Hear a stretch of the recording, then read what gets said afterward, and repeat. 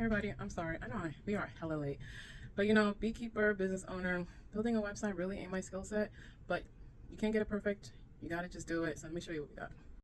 Menu on the Savage Beaches website, and you click on Be San Diego, and this is the site that I've been working on. It's not perfect, but I think it gives you the gist, the meat and potatoes of the Native Bee campaign.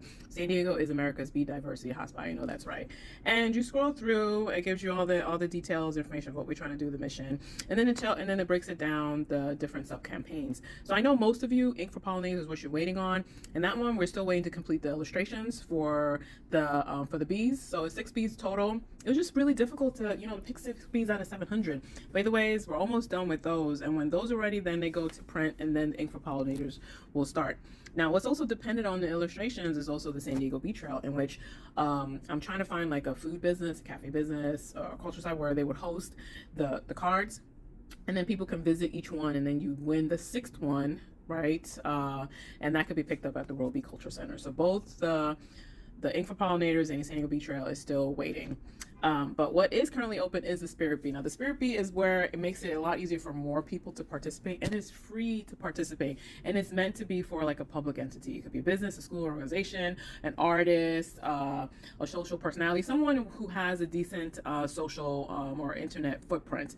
And the way it works is that you basically get matched with a bee.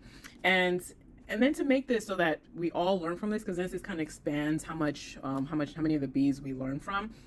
So this kind of explains who can participate, but it becomes a little more public, because if you scroll down here, then this is like a counter, right? So I have East County, North County, and this is a way to, I was hoping like East Section of San Diego would want to win the highest counter once this campaign is over. And then with there, then you get a card. So it just has us now, because we send stuff out, but once you get your Spirit Bee, so you take a quiz and we match you with your bee, then it's up to you and how you want to celebrate your bee, how you want to promote them. And then once you pick, whether if you're an artist, you could draw something, you could, if it's a food business, you could dedicate a menu, organization, something, you could do like a planting, but it has to be something that the public can be aware of. So that's why I said you have to have either a website, or you have to have like a social profile that people can access, because then you would get a card like this card here, and then how you're celebrating would be linked to this, so people will learn about your bee and they will learn about you too. So it's also a form of advertising and promoting how you as an entity, organization, person is supporting the native bee.